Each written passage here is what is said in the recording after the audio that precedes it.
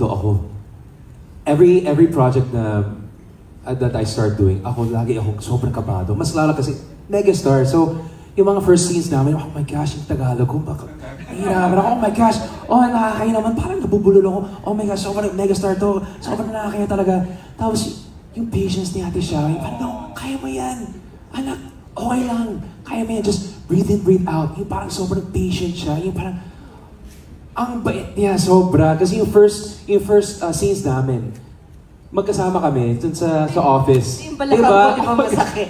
Oh my gosh, I felt so bad. Parang paulit-ulit yung mga eksena. So I felt really bad. But grabe yung kabaitan ni Ate Shao. She's so patient. And yun nga, actually, nakakamiss yung grupong to because it was such a joy doing this project. Not only because ang ganda ng kwento, but the cast.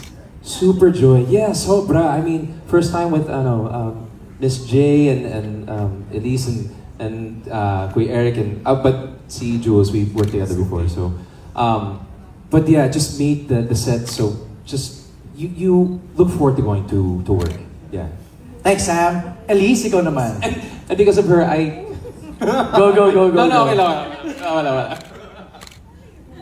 Ano yun?